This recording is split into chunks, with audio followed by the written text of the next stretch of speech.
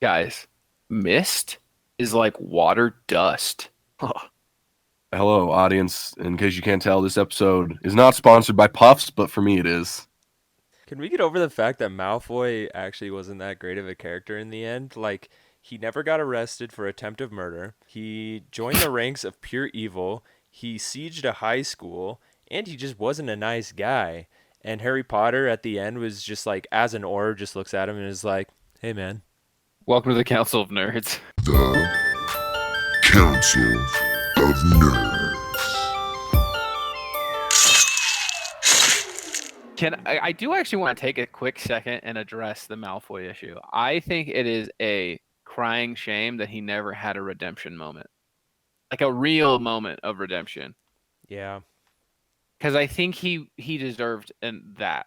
Because I don't think he deep down was that much of an asshole as much as he was just trying to make his dad proud of him. Yeah, but he should still be in prison.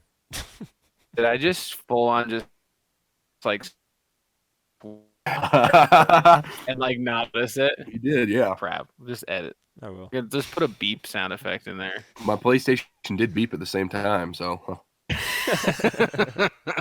I feel horrible that I just like full turned moved into that word and didn't even notice. Bad habits. Yeah. Sorry. Child friendly. It's okay. I don't mark it Whoops. child friendly on YouTube.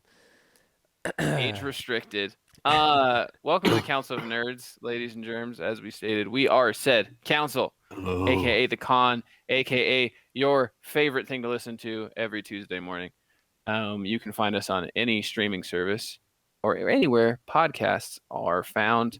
Apple Podcasts, Spotify, Podbean, Anchor, as well as YouTube. If you listen to us here, please go over to YouTube, give us a like and comment. Today, we are asking you to just tell us what your favorite who your favorite Avatar character is.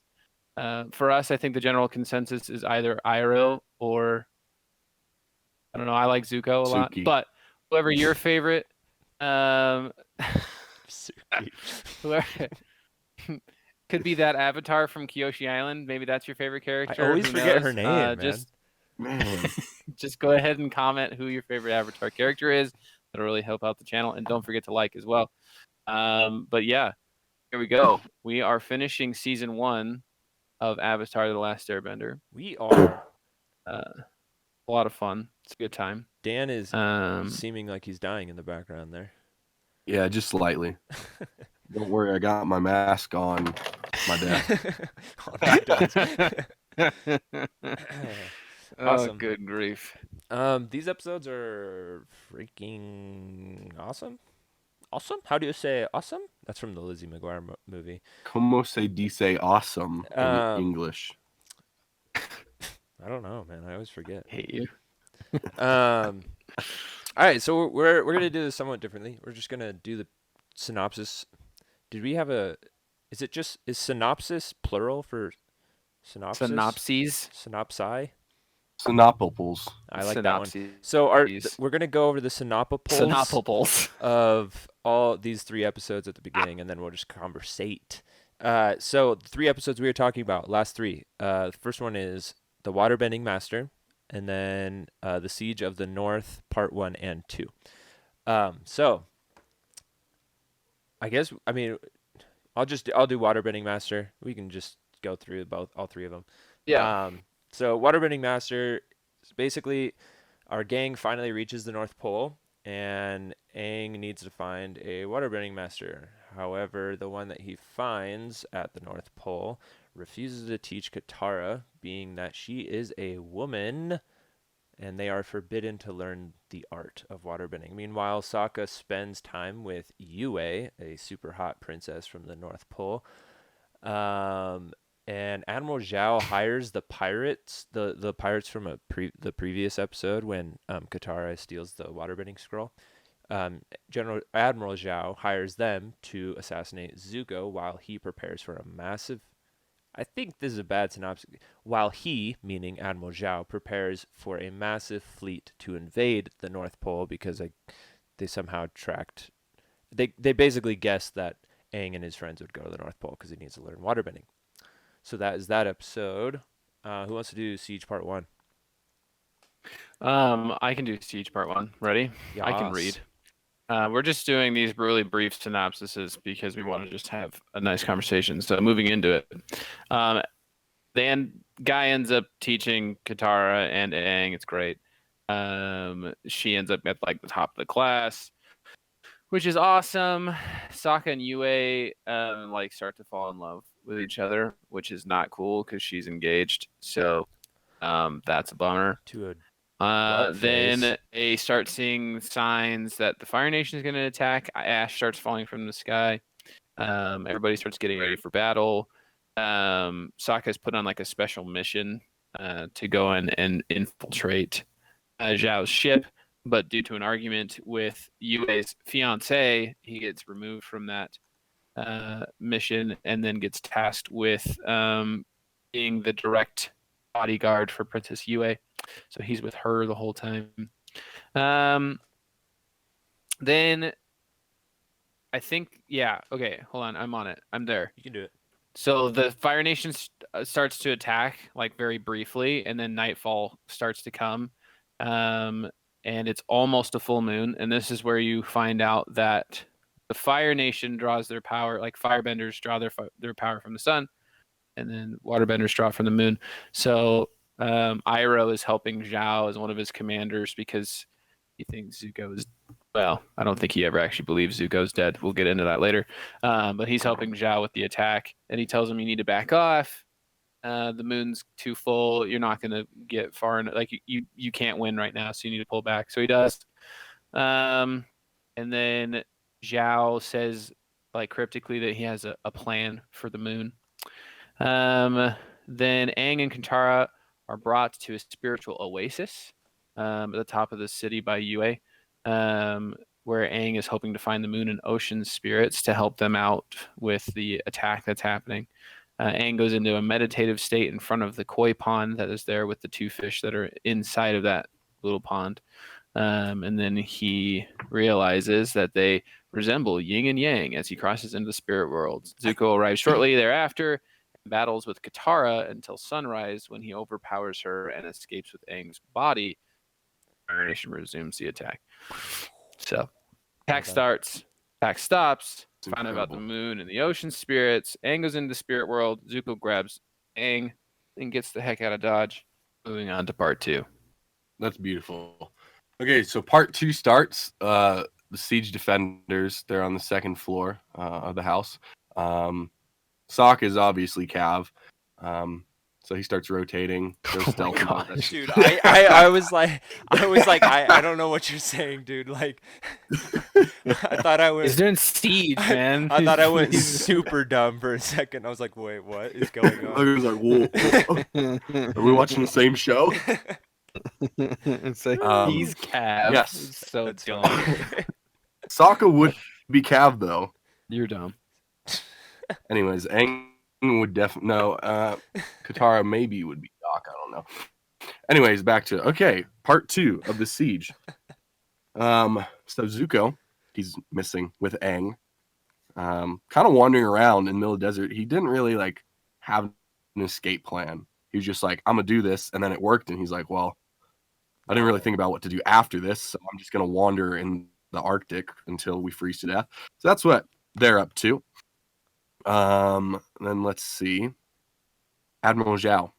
Dun dun dun. Admiral Zhao gets in the city. They start clapping all the not the firebenders, the waterbenders, right? And then Admiral Zhao like strolls up, looking all cool and everything. Boom, boom, boom, boom. Puts the fish spirit, the moon spirit, in a fish.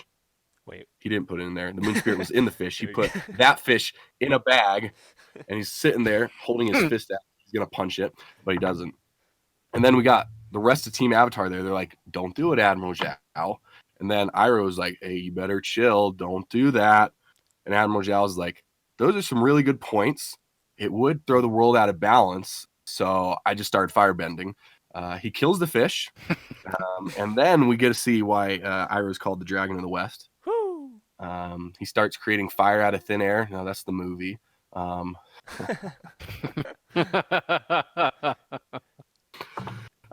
Yeah, so that happens. Everyone's sad. Technical difficulties. Dan is frozen. We lost him. I'll finish what he was saying. I think he was going to say sad. Everyone is sad. Yes. Um, so people can't see obviously, but his face is frozen in a really funny way, and it's good. Anyway, so we'll just finish that up. So, Admiral Zhao. I'm not gonna do as good of a job as Dan is, especially quotes and stuff. But yeah. So everyone's sad that he killed the fish. The moon is darkened, basically. Then I believe that Aang and Sokka and Yue have gone looking for Aang. Aang has figured out what to do in the spirit world. Comes back, but he comes back to where his body was, and it's now gone. He has to go to his body. He flies to the body. That's how Sokka, Katara, and Yue find where Aang is. And then they Aang sort of Katara knocks out Zuko super easy. But they don't leave him there because they're good people. Bring him back, and then some things happen back at that oasis that we'll talk about. It should be in the synopsis, but I don't want to spoil it. We'll talk about it with Yue and such. And in the end, all is good, and we'll talk about it. All right, so Dan is back, but he has he had some technical difficulties, still kind of does, but he is joining us with his phone now, audio-wise, so it sounds somewhat muffled, but it's still pretty good, especially for what we got with the issue, but we're good to go. Dan. Hello, boys, and everyone else. It sounds menacing. I finished your synopsis for you. I didn't do as good of a job as you were doing, but yeah, we made do. Did at least one of my movie jokes get in? No. No. You literally Oh, stopped and your face was like, no. "Yeet." Like it was You- just like paused. You were saying and everyone was sat, and I was like, I was guessing he was gonna say sad, so I just went with it. You feel free to make the jokes now. I don't think they're lost. Yeah. No, they'd be forced. You're right. All right, well, those are Well, rolling into the Yeah. conversation portion. Let's do it. Sorry. That was a synopsis, pretty solid. First off, I just want to say very great episodes. These are every time I watch the show and I get to these episodes, I forget how much I love these episodes and how awesome they are in every way, right? Like story-wise, action-wise, everything. Character development, whatever. They do a really great job. Let's see favorite parts. I don't know. For me, I honestly love with Waterbending Master at least. I love what's the Waterbending Master's name? Is it Paku? Haku.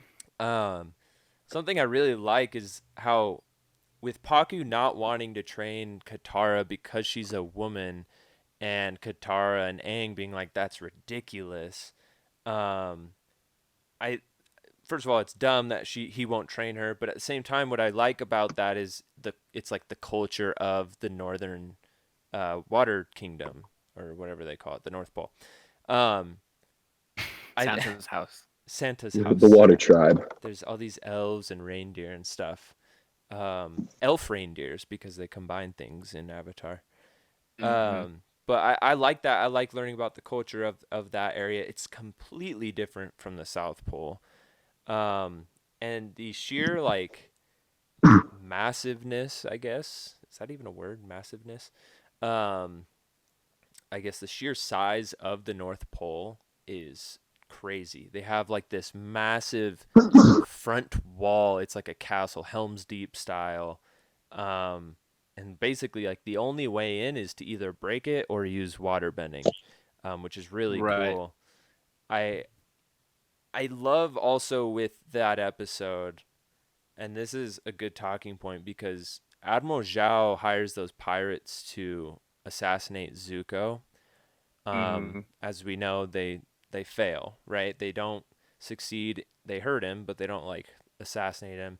But Admiral Zhao thinks they succeed. Uncle Iroh later finds out, well, knows that he didn't die as well. At the beginning, he thought he did. Um, Yeah. but it's cool to see what Uncle Iroh and Zuko do in that situation, which is Zuko is basically hiding as just an ordinary Fire Nation soldier on Admiral Zhao's crew on his ship. And so Iroh can like look after him. And Zuko's like, you didn't have to do that, you know. And Iroh's like I basically like you shouldn't have to do this alone. Mm-hmm. Which just again, Uncle Iroh, bow down to him. We're Like, not worthy. yeah, like he's just a great dude. But honestly, like for that first episode, really, I love the whole introduction to the Northern Air Temple, or I keep saying Air Temple. I keep thinking Air Temple, the Northern Water Tribe, their kingdom there, and I love the whole other side of Zuko's story going on as well. It's a quality. It seems like I don't know, just good quality episode. I don't know. What do you guys think? I it's up to that point. It's definitely like the best cinematic value. Yeah. Like in terms of like you're saying, one showing off waterbending, really cool. I did in the Waterbending Master. Like, when did Katara all of a sudden just become super good at waterbending? Like, every other episode up to that point, she complains about not being even as good as Aang. And then, is it just because she's pissed off that she, like, freaking does some crazy waterbending against this waterbending master? And, I mean, clearly he ends up beating her. Right. But, like, surprisingly holds her own for an extended period of time. She had shown, in my opinion, nothing to that caliber of waterbending up to that point, and then all of a sudden was just like, I'm full bore. Let's do this. Like, Yeah. we're going hard. So that, I mean, it was really cool. I like that part. Like, it's very cool. But at the same time, back in my head, I'm like, when did you learn that? Like, we had no inclination that you had known any of that. Yeah, that is quite a weird jump there. I will say maybe I mean like you Could be from said, the water scroll. it could be from the water scroll. It could be that maybe there's some other type of energy coming from the northern, the northern tribe there, the North Pole that increases her power a little bit. Another thing I'm thinking is, I mean, you also said anger. Her anger, could Yeah. fuel it as well. Um, but she, I don't know. Maybe it's from the episode previous, the deserter, where she figures out that she can, she has healing powers, whatever. Maybe she's getting more confident in her skills, I guess. Maybe it's the confidence. But I do see what you're saying. She definitely just kind of like jumps and like she actually gets some hits on this, like basically the best waterbender in the world, which is Yeah. I mean, I think maybe because each element has like their own way to bend. Like fire is like anger, or once that you learn from the dragon, it's like passion. right. Earth is like stoicness, like facing things head on. Air is peace. Like I feel like water is like going with the flow. Yeah. And for most of the first book, Katara was like jealous of Aang, and she was like trying to fight against that natural order that the Avatar is a better bender than her. But then at the end of that episode, as it goes on, she accepts that he's a better bender, and she's able to focus more on like her own relationship with waterbending rather than comparing herself to the Avatar to other people. Right. Yeah. Good point. So maybe she's tapping it at the same time as like being fueled by this need to prove that women aren't less than. Right. Yeah. In this scenario, on top of her accepting, and maybe it is a tap into like maybe she's letting the water take over. I think there's an element to that in all bending, is like letting the element guide your movements and guide what you're doing. Especially like you learn it later on with lightning bending. You have to do it in a very particular way for lightning to not murder you. Right. Like, so maybe there's an aspect of that to it where she is finally allowing herself to feel the flow and rhythm of water naturally. And like you said, maybe there is a heightened sense of that at the North Pole. due to Where it is, I don't the know location. tides. I Yeah, don't know. tides. Yeah, like The moon, The wind. its centerness with the moon or something. I will say though, I don't know. Mercury's in retrograde. I will say Yeah. I'm not like I've never been a huge fan of Katara, but every time I watch a show, every time she gets angry, I like her.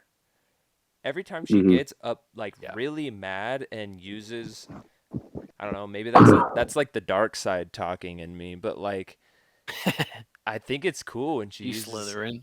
yeah, like she just when she uses that anger to fuel her power, it's just really cool. I mean, I'm not going to spoil anything, but there's a future episode in the last season where she is She very, becomes the very, scariest human being. yeah, Yeah. very angry. And it's kind of terrifying but at the same time it's just like so cool what she does. Also, you're And like, can I take you on a date? Like, what's up? How you doing? hey, Like, hey cartoon, 16-year-old cartoon character, do you want to go on a date? I But really, wanted I mean, Dan's comment on Mercury and retrograde reminded me of my favorite part of I don't know what book Harry Potter book it is, but they start making up for divination, like how they're gonna be Oh, injured or whatever, and they're like, I will be mauled by a hippogriff because of the position of Jupiter's sixth moon. And I think it's so funny. Like they're just making stuff up. I'm like, that is me every week during school. Just making it up. Like this will be great. My teacher wants to hear this crap. I just needed to say dude, that. This is totally off topic. they But that die twice in a month. I yeah. hope I know my teacher will probably never hear this, but I'm in a class right now that I hate. It's not what I thought it was going to be, and I've had to completely BS every single assignment and be like, "Yeah, man, like this is how it should be," when in reality I like my opinion is the complete 100%. opposite. um It was like when Andy Dwyer goes to community college and signs up for lasers, yeah, and it's like not there's no actual lasers in the class. It's all theory, and he gets super bummed and just leaves just class. leaves. That would be a bummer. They Uh, should have a class purely on actual lasers. Pew pew. Yeah. it's like Um, advanced physics, man. You get like that's some crazy stuff. Yeah, Sorry, that's we're true. getting so. I love this though. I do This too. is what I'm here for. This is Um, what I love. there is a main point about Katara I wanted to make. Well, sort of about Katara. About the fight she has with Paku. There's a moment after Paku like kicks her butt right there at the end. Where he's like, it's pretty cool. He like gets these like ice spikes and he like traps her in it, and she just starts walking away, and she's like, come back here, and he's like, this is over, and he just walks away, and you're like, oh man, that was cold. Oh, cold because ice, that's good. um Anyway, her Katara's necklace, which has been a like point of focus throughout this season in some way, had like come off while fighting, and it was in the snow, and Paku sees it, and he's like, this is my he calls it like a betrothal necklace or something like that. He's like, I made this. And she's like, no, it's not, my mother gave that to me or whatever. And it Or turns Grand out, Grand. or Grand gave it to her mom, and her mom gave it to her. um and it turns out that Paku was at one time betrothed to Grand, which is kind of a cool little like, hey, I could have been your grandpa sort of thing. Um, So I watched this part of this episode with my wife, and she's like, okay, so she's not being trained because she's a woman. She's being trained because she used to make out with the guy who's in charge of waterbending now. Like her grandma used to make out with this guy. Like that's not cool. hey, she'll take what she can get, I man. was like, I was like, I don't think that's the point. Like, like I don't think she's getting beneficial treatment because her grandma had some thoughty moments when she was younger. I Thoughty think moments. maybe he was Maybe. impressed, and she's like, okay, we'll go with that. And she just walked away. I was like, thanks, babe. Thanks for watching this with me. Who knows? Maybe Grand was like a dime piece when she was younger, you know? Yeah. Grand was that generation's UA. You know? Oh I don't yeah, know. true. You just don't know. Another that's funny. That brings up another great line from Sokka. So Sokka like has like an instant has the instant hots for UA. UA has like white hair. She's like the Daenerys Stormborn from Game of Thrones of the Avatar: The Last Of Airbender the Northern world. Water Tribe. Yeah. She doesn't have dragons, and she's not even a waterbender, but she's just like, that type of person. That's true. She's kind of lame. She's Like- fairly lame until you learn a little bit more about her story. But at Mhm. one point, they're like, they have like a party because the Avatar's there, they're welcoming, and because their brother and sister from the Southern Water Tribe has come. And he's sitting next to Yue, and he's like, "So, it looks like I'm going to be here for a while. Would you like to do some activities?" And it's done in like the most awkward Sokka way of asking her out on a date, and Some activity. it's a quality Sokka line. Every Sokka line is a quality Sokka line. Like I feel like he was one of the best written characters for sure. Oh, Because easily. of just like needing to be that comedic relief. I felt like they took the time And he has a to great really balance. iron out his character. Yeah. He has a great balance. I mean, like there's He has moments too where you're like, oh, okay. yeah, like for Cool. example, Sokka is when what's her name? I thought you were gonna say for example and then not give an example to throw shade at Sokka, and I was like, whoa, for example, calm down. no, for example, when Katara gets her hands burned by Aang's stupidity of firebending, and he like tackles Aang, and he's like basically stay away, like don't you dare, like that's like a very serious moment, which is rare for Sokka, but it's so well done, and it's not like It feels real. It doesn't feel forced. yeah, exactly. And it's not like it's the type of thing where, a character gets super like tough all of this, like a funny character gets tough all of a sudden and then they can't be funny ever again. It's just like a Mhm. moment of protecting his sister and his family from danger, but then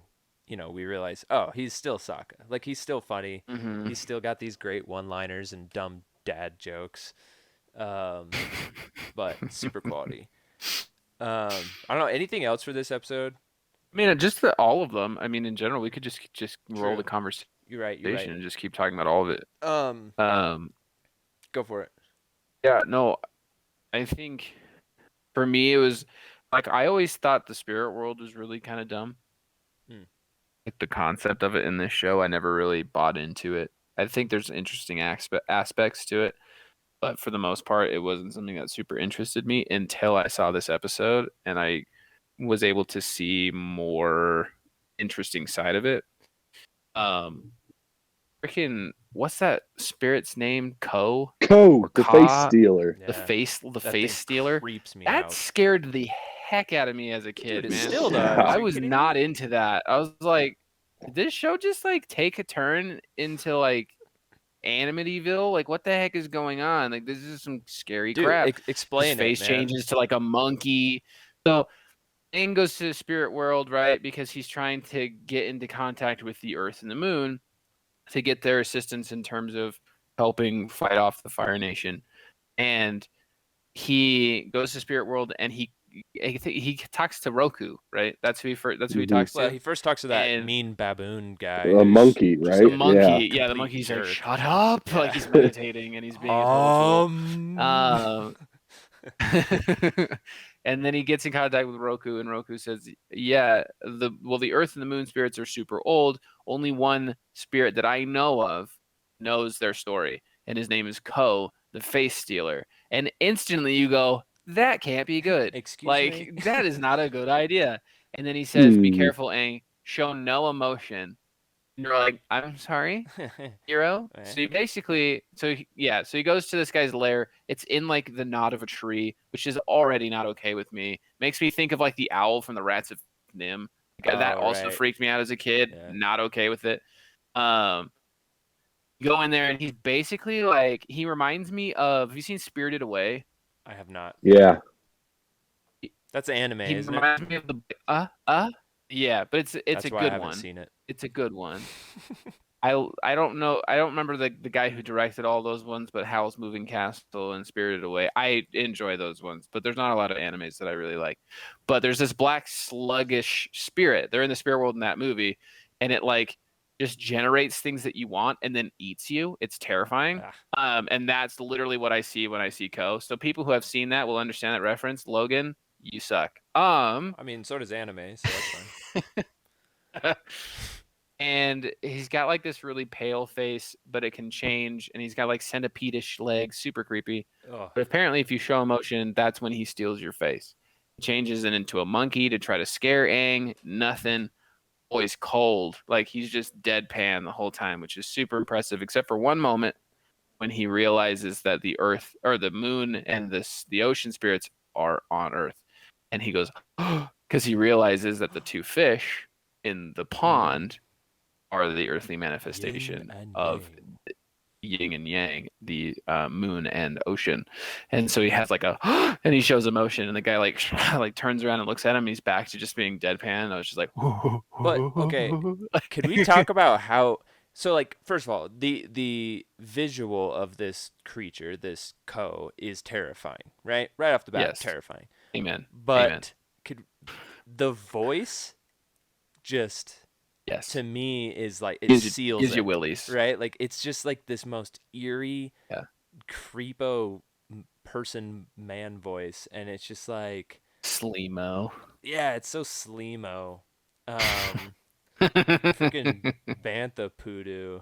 It's so creepy. I don't even know how to My explain favorite Star Wars insult. it. I honestly I don't even know how to explain it very well, but it's just a very unsettling, uncomfortable voice that I don't like. Yeah, it's clearly like it's an edited voice, right? So it's put Yes. through some kind of thing to make it sound different and everything. But it's just it gives you the willies like it should. Like you get there and he's just like you would just like move on. Like you just be like, what the heck is? You'd probably laugh and then he'd Right. steal your face. Like, but That'd be so bad. I mean it's perfect how creepy it is. Yeah. For sure. This episode though, I- we've kind of I'm sure Dan cried himself to sleep over Ko multiple Oh yeah, Oh, times. I would try to hold my face steady, like practice when I was a kid. Couldn't do it. I'd be like, dude, he stole my face. Mom. She's like, I Ko don't stole have a my face face. anymore. Your mom's like, I can't believe I let him watch this dumb show. No, his mom's like, I don't raise scrubs. Stop letting Ko steal your face. Just punch that. It's also creepy because the face of Ko is like it's almost like an eyeball, so it like blinks when it changes faces. Yeah. And it's like, and it makes this nasty like blinking noise. It's like, yeah, I don't even. It's so gross. Yeah, but I feel like if you just like punched him, it'd be like an eye, like punching someone's eye, and then he'd just be down It'd be for the squishy. count. Yeah, and then be twitching. This we've kind of transferred into obviously like the last two episodes. Who'd Siege, have part one and two. thought that we would talk about Ko more than anything else this episode? Well, I think it's kind of. Well, But like, I like it. what you said though about the spirit world is true for me as well. I even after watching this episode, I'm still not really into the whole spirit world, but I do find aspects of it interesting, and Ko is really one of them because he's terrifying, and it's like the spirit world seems to be made up of not just good spirits. You know, it's got both bad and good within. It's not just a panda. Yeah. Like the only spirit we've seen up to this point is Roku and a giant panda. And a Like, and a freaking jerk monkey who's And like a monkey. meditating and is Yeah. absolutely rude to a very nice young man. to the avatar. Yeah. Like you'd think that they'd like try to like manage your manners with the avatar in your presence, but no. To another cares? another thing I really like, I think it's this episode. So Zuko decides he's like, I have to get the avatar before Admiral Zhao.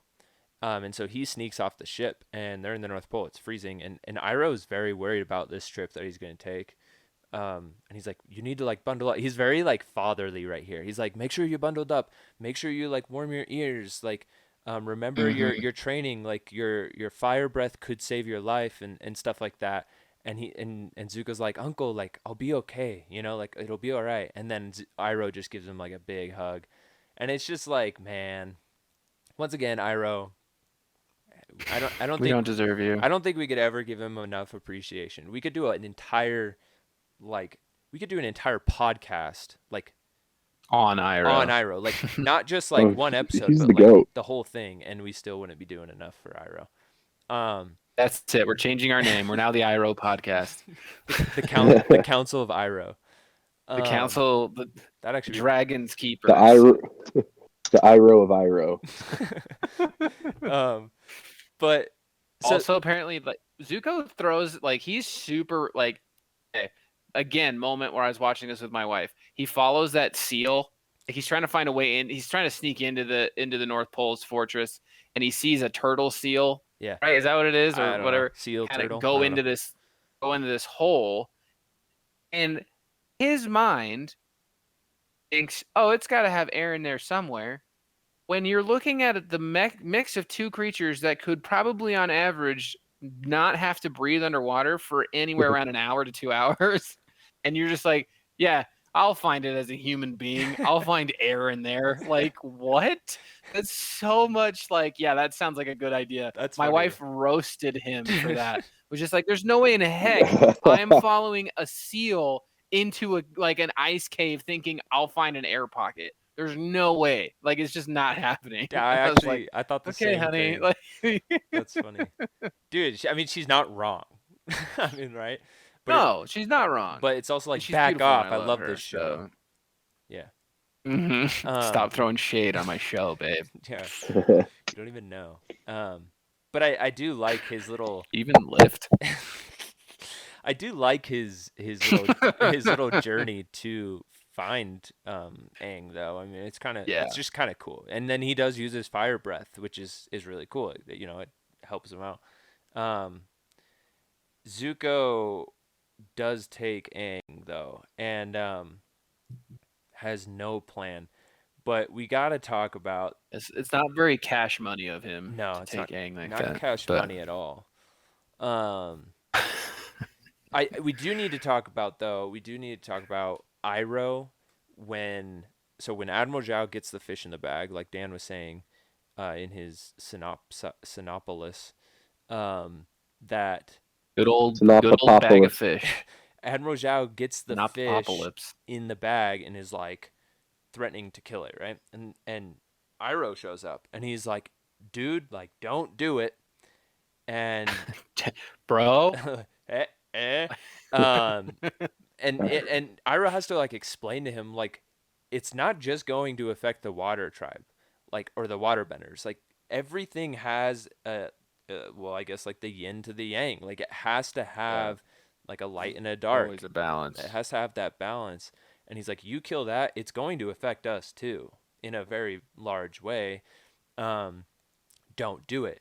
And Admiral Zhao is still like threatening to do it. And then Uncle Iroh delivers probably one of the most powerful lines in the entire universe of cinema and TV shows. Ow.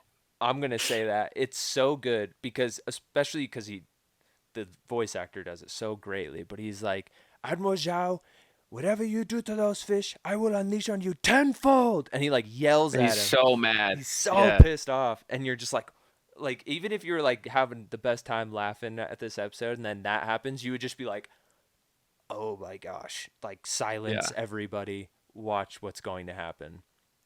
That part. That's the thing, is like Iroh can throw that around because he can back it up. Yeah. Like, you like this guy can freaking throw hands, man. Dude, like, he says tenfold when really it's like 15-fold. And I don't even know what fold is. He's understating his firepower for sure. Oh yeah. Firepower. Why is that funny? Because it's firebending. Oh. I hate myself. But after that makes sense. But after Iroh says that, Zhao like puts the fish back in the water, but then is like karate chop firebend like right at the fish and kills it. And he kills, of the yin yang fish, there's one white fish and one black fish. He kills, which one does he kill? The black one, right? White one. It's the white one, right? And Iroh just gets so mad, and he just starts doing these just like punches at like Zhao's guards and just absolutely annihilates them. And it shows Zhao's face, and he's just terrified. He's like, oh crap, like what have I done? First of all, I have opened Pandora's box. Like, I have unleashed the dragon of the freaking West. And He's creating fire out of thin air. stop, Dan. hey, that sounded forced. Just kidding. Yeah, it was. But man, it's crazy. That fight is really good. There's also another fight that's really good. It's the Zuko versus Katara fight. Yeah, That that's pretty cool. is pretty cool. Not gonna lie. Katara learned a lot from Paku, so now it makes sense that she's better at waterbending. Well, also she's fighting him during the almost full moon, so Yes. that's Oh, why yes. she also has like amplified power. And And she's then- protecting Aang. Right, which is a huge motivator. Right. Such a sin. What? I think Dan is implying that Katara is simping after our boy Aang. He's a powerful bender. That killed me. I'll talk. So I do think it really demonstrate that fight does demonstrate again. I think these episodes really hinge on balance. It shows that the waterbenders can't be super powerful all the time, and then it just switches when the sun comes up, and Zuko's just like he takes a breath. He's basically frozen to the wall, right? And then the sun comes up, and he says like, "Your power rises with the moon, mine rises with the sun." And he just breathes, and the steam from his nose just melts the ice, and he's just like, and just like starts kicking her trash. The And direction of ends up taking Aang. the directors of this Sorry. show for I don't know if it's like the directors doing fight sequence, like like, oh, we need to have them do this or this or this or whatever, but whoever was in charge of like the choreography, I guess, of these fight sequences is just so good, man. They're up there with Uncle Iroh. I think then there's two last things that we should probably touch on. Yeah. So Aang gets, righteously pissed, due to the death of what he now knows is, and everyone else knows, is the moon. So the moon's gone now. There's no moon in the sky. It's gone. Boop. It's gone. Bye. So literally the waterbenders, like they're like defending themselves, and then their water just falls. They can't bend anymore. Like without the moon, they are incapable of bending, which is a huge thing. Like that's insane. It's Like kind that's of a just crazy. disadvantage. Yeah, well, yeah, I guess the same thing. Why would be like a solar eclipse though? Then the firebenders can't do much. I'm sure. Who knows? Who knows? Oh, ho, ho, ho. Oh, theory. So that happens. Aang gets super mad, and he goes Avatar, right? It was all glowy, but what I did some research and some digging. The form he takes is actually the ocean spirit. So like that whole like water fish that he is the moon spirit that has imbued himself with Aang. So he's using the spiritual energy of the moon spirit along with his avatar form, which is why it's even more amplified than a lot of other times that we've seen him go in the avatar state. Because we've seen him go in the avatar state and he does impressive things, but he hadn't turned into a 300-foot tall tsunami fish. Like that didn't happen. That he's just like going shing and slicing things in half with like water hands. Like super cool, super awesome. So that's really cool to see. Is he just turns the tide of the battle completely, and starts just decimating the Fire Nation Navy, which is just really cool. Again, cinematic value, super cool to see that. Music is great. And then yes, the music across the board. Right. I don't know if you guys watched the video that I sent you guys earlier. This guy, I was watching this. I sent it in the chat here in Discord. But this guy goes on and plays music for people.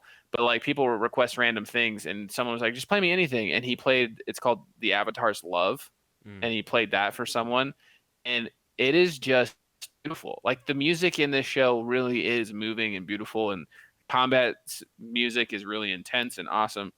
But then the last thing, if someone else wants to talk about our girl Yue and what she actually is, what her true form, her final form is.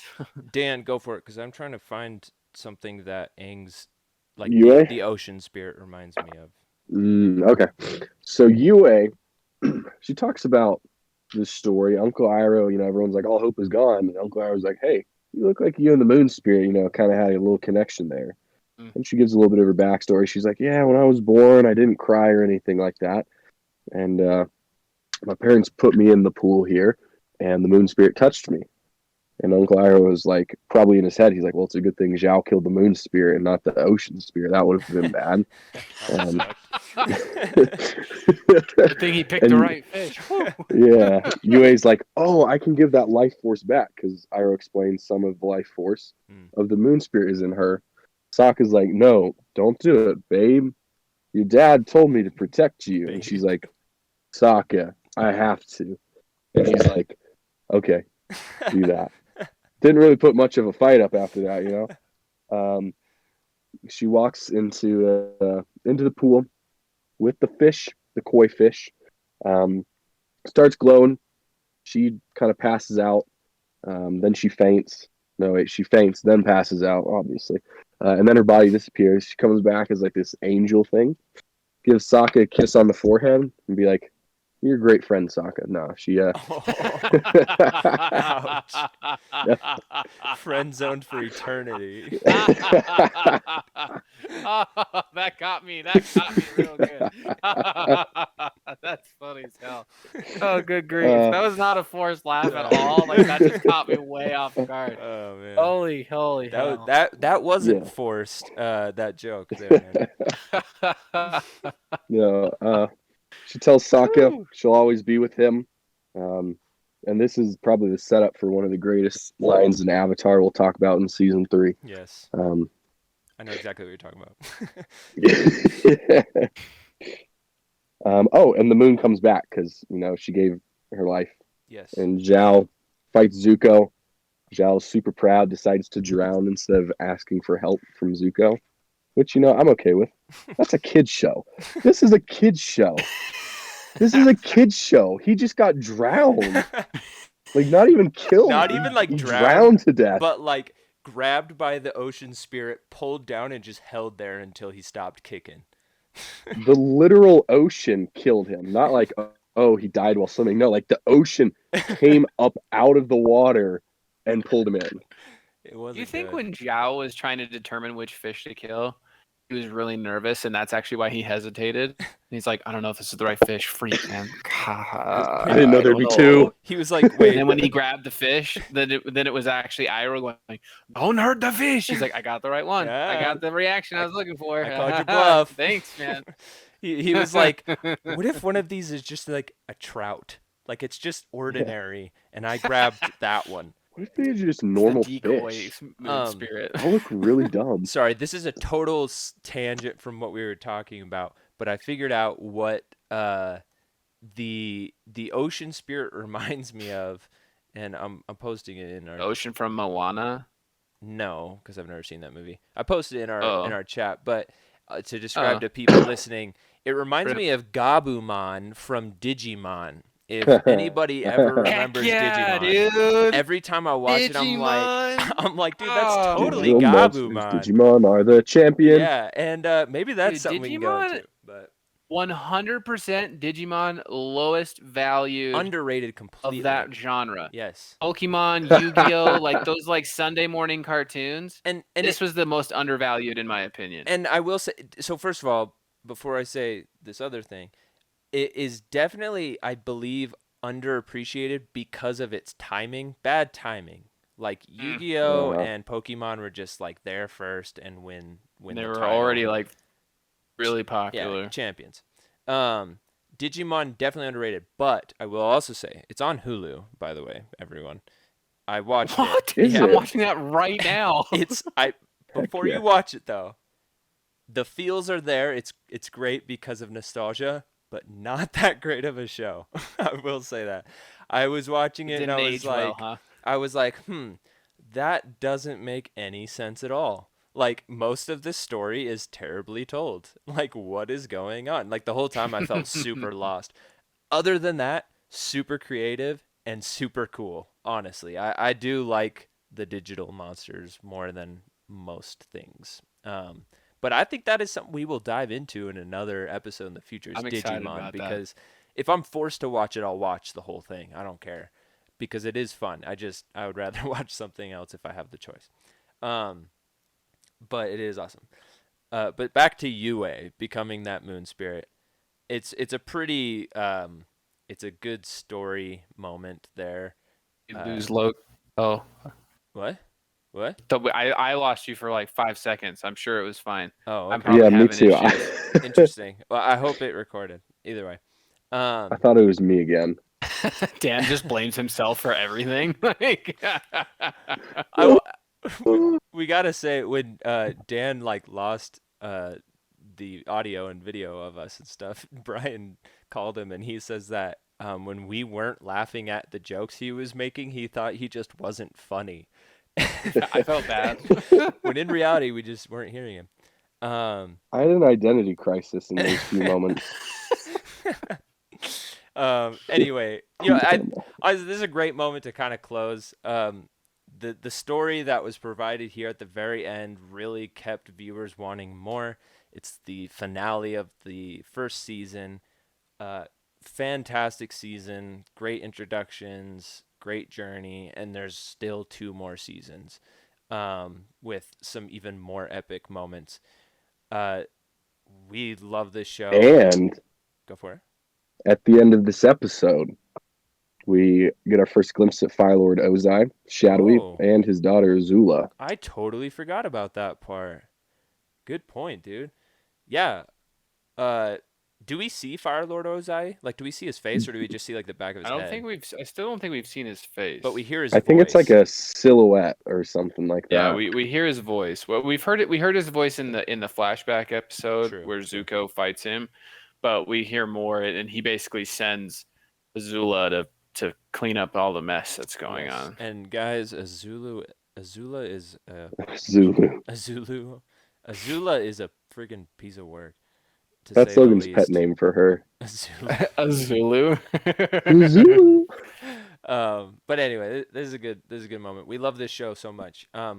We are gonna basically kind of take a break from Avatar. We're gonna talk about other subjects just to give us some time before we move on to season 2. But man, I can't wait, because I love season 2 is probably my favorite season. I'm not gonna lie. Go watch it unless you want to wait for us to talk about it and watch it as we talk about it. Or just do both. Why not? Tostitos girl. ¿Por qué no los dos? Que no los dos. But yeah, again, thank you for listening. You can find us on all the podcast platforms except for like one, but I don't know it, so I'm not even gonna mention it. But yeah, Anchor, Podbean, Spotify, all the good places. We even have YouTube. If you do not have access to those other things. And if you listen on those podcast platforms, shoot over to YouTube, make a comment. What is our thing? Our favorite Avatar character this week. What's your favorite character? Yep. There's a lot of them, so choose wisely. And also, like, subscribe, whatever. Just help push the video so other people can discover it. But really, thank you so much. Any last words, guys? Love you. That felt forced That and felt weird. super but forced. I do care for all of you. So. Stop. Stop while you no. Dan, you got last word? Coca-Cola. All right. Coca-Cola. I don't have any last words, so beat it. Bye. Bye. Beat it. Beat it. The Council of Nerds.